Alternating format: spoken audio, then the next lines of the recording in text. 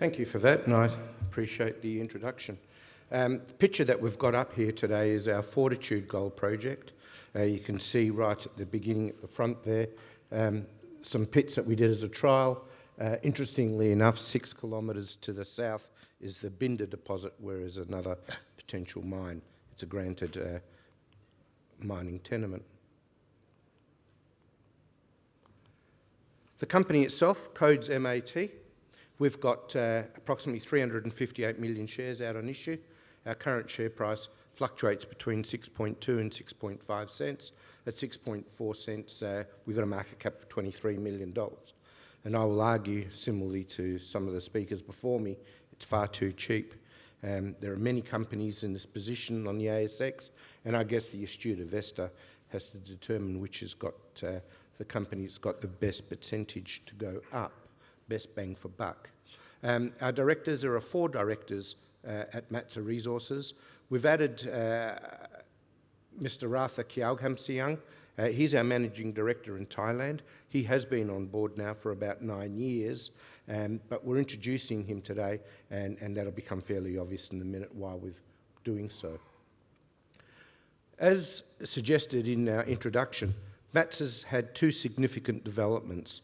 In fact, I used 10th of December, where we had the previous RIU conference as the cut point. And I want to introduce those developments because, in my mind, they're certainly company changes. First of all, and very importantly, we have sold our Red October and Devon gold mines. We have sold those 2 mines to a private company just to the south of us, Linden Gold Alliance, who operate the second Fortune gold mine. And it's always been my understanding and my opinion that Red October and the second Fortune gold mine, for them both to be profitable, ought to be in the one entity. So when Linden Gold Alliance approached us, we welcomed that discussion on that transaction. So the area we've sold is a relatively small part of our Lake Carey project. It's the Red October hub and the Devon hub, or the Linden hub as we called it. So we are left with about 385 square kilometres and the majority of our gold resource, 550,000 ounces. The deal that we signed was for $20 million in cash and shares. We received a $1 million deposit in December. We've been advised last night, first thing this morning, that Linden Gold Alliance will pay a further $1 million at the end of this month in 14 days' time, and that gives them the ability to have an extension of time to list to the 28th of April, which is when we expect that they will list. At that time, we expect to receive from them $13 million in cash and shares. I understand that their preference is to pay us $4.5 million in Linden Gold Alliance shares and $8.5 million in cash. There is a further $5 million in deferred payments that need to be paid over the ensuing 24 months. So what that means is Matsa, for the first time in a long time, will be appropriately funded. It'll be fully funded to do what we need to do. There's no secret, over the last 12 months we have been hurt and hampered by operations at Red October, and that swallowed a fair bit of capital. But by this sale, we no longer have that dilemma, we no longer have that drain on our funds, and everything that we receive is clear to go ahead. There is a loan in the company, and I'm very confident in the very near future that loan will be extended for 3 years. It's a $4 million loan, simple interest payment on a monthly basis, and that will be elongated. So Matsa will be correctly funded. Importantly, as I've said, we retain 553,000 ounces of gold at about 1.9 grams per tonne and 385 square kilometres at our Lake Carey gold project. There is still a hell of a lot of value that remains there. The second significant point is Thailand. Matsa has been in Thailand now for 10 years. We were very active up until about 4 years ago when we ceased active exploration due to the political climate and circumstances beyond our control. Importantly, we now say, and we're saying it very loudly, Thailand is a good place to now re-enter the exploration game. That is proven by the success of Kingsgate Consolidated of recent. I I think their share prices went from 60 cents up to a couple of dollars. I think they're settling around about the $1.60 mark. And of course, Pan Asia, their share price was 15 cents. They had some very successful lithium discoveries. Share price rose to 80 cents.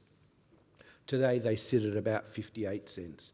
This, to me, is testament. Thailand is now reopened. It's ready to go.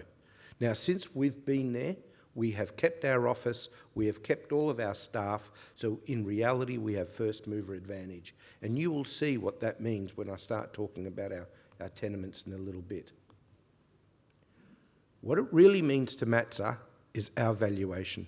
I suggested to you that our market cap was $23 million. In reality, prior to the sale, we had an EV on our gold, after accounting for the $4 million loan, of $27 an ounce. Ridiculously cheap, in my opinion. Post-sale, if our share price doesn't go up, our EV per ounce will be $16 an ounce. And I say to you, some of those ounces are reserved at Fortitude Gold Mine.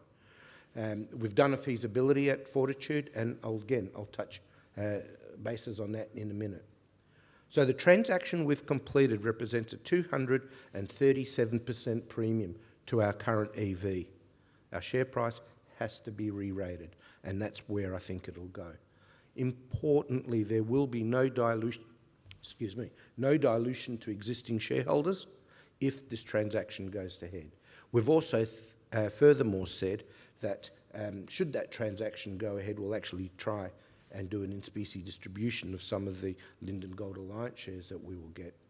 It is Matsa's intention to spend $6 million in ground over the next 12 months, pending the settlement of the sale. This is where that money will be spent. Lake Carey will be doing magnetic surveys and exploration drilling. Currently, those surveys are currently underway. We expect those surveys to be completed within the next 30 days. Pending the settlement, we will go ahead and drill Fortitude North. It is my opinion that I think 6 months, $2 million, and we'll have a resource at Fortitude North. And I think that resource can be quite significant. Our target is approximately 500,000 ounces.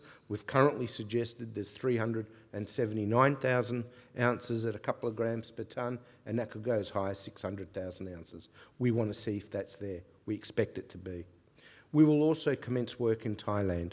It will take us 6 to 9 months to get the tenements granted in Thailand. To a certain extent, we can manage that. We can control whether that is 6 months or 12 months. The amount of work we can do on ground in Thailand prior to application is significantly more than what you can do in Australia. So we'll actually use that to our advantage. There is no hurry to go drilling there today. We want to find out what is there. We want to map all the pegmatites. We want to understand the geology. Of course, we still have our other projects in WA, North Bore, Fraser Range and Paraburdoo. Happy to talk to you privately on that. So this is what our Lake Carey Gold Project will look like after the sale. You will note there's no longer Red October or Devon. Can't help but reiterate, 553,000 ounces at 1.9 grams per tonne. It is still a substantial deposit.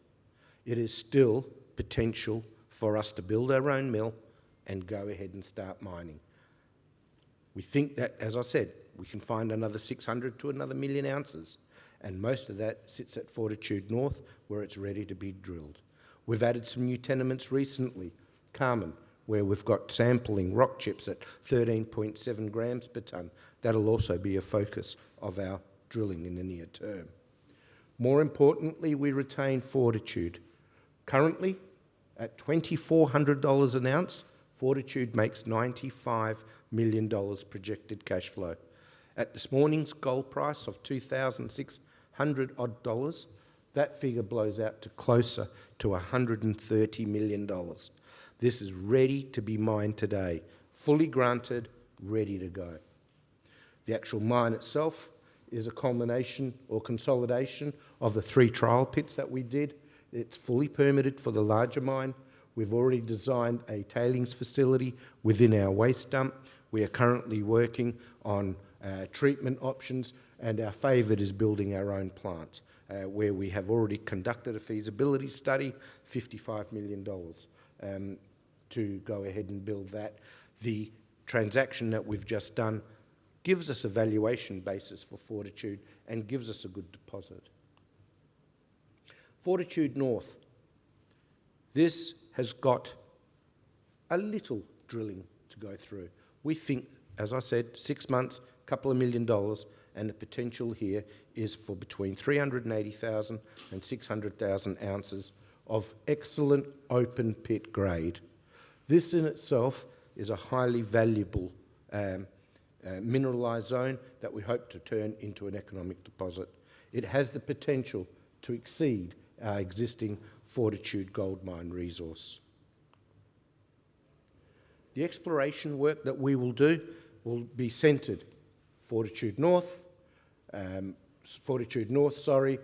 Fortitude, Gallant, Carmen deposit further north up at Jubilee, and there'll be other areas as well, Steve's Dam, Fortitude South. First of all, what we're currently doing is we're doing some ground mag work, and that leads us into targeting and vectoring where's the best place to drill. I do want to spend the last 4 minutes of my time talking about Thailand. We saw an opportunity to add to our existing applications. We have and have had for several years now our copper focus at Phetchabun, Nakhon Sawan. Our sampling that we did represented samples like 54.7% copper in a chalcocite mineralised zone. Soil surveys that we had at Chanwan has extended that. Some of those areas are under ALRO in Thailand, and they should be available for drilling within the next 6 to 9 months. And of course, some of the results that we did get from our historical drilling in Thailand was 22 metres at 0.55%, and that was part of a much larger 158 metres at 0.2%, starting at 18 metres. Why Thailand? Well, we think that's probably going to be Southeast Asia's central destination. Very close proximity to China. In fact, there is a railway line connecting Thailand to China. So if you have a copper, a low-grade copper, you could almost have a DSO potential there. With lithium, you're right in there. There is some activity already with processing for lithium in China that's about to take off. Why lithium in Thailand? Well, purely and simply, Pan Asia's success. We've seen some of the drilling results that Pan Asia had. We're very well aware of the Western Granite Belt going along the western part of Thailand, and we were very aware of the extremely high number of tin mines in that location. So when we started looking, it made sense that there's potential there for lithium. Pan Asia just confirmed that. So we went ahead and we applied for 942 square kilometres of ground, 65 special prospecting licence applications. And what we've come to realise is out of those applications, 41 of those applications have had lithium occurrences recorded on those tenements by the Department of Mining and Resources of Thailand. So all of a sudden we're starting to get very excited. And then we've also got ground that's contiguous to PAM, down south of Phang Nga, Ruan Kiet and Ranong, Bang Nao. These are areas I think that you will hear a lot more about over the next few months, especially by Pan Asia, hopefully by us and a little bit down the track. Notable about Phang Nga, this is Ruat Kiet, which is in Pan Asia's main drilling and area where they're putting together a scoping study where they expect 10,000 tonnes per annum of lepidolite, and we are down south from them. I'm going to skip a whole ton of our slides. We've put them in there intentionally for you to peruse. But our upcoming exploration is extensive. Substantial drilling at Lake Carey, field mapping and sampling in Thailand, stream sediment and pegmatite mapping and sampling in Thailand. I think once we've got that money from the transaction we have completed, we're going to be open slather exploration. Simply, our investment proposition is over 500,000 ounces of gold. We've got $20 million potential cash and liquids. We've got funding in place for Lake Carey, fantastic exposure to gold, copper, tin and lithium. I think the re-rating will happen. Thank you.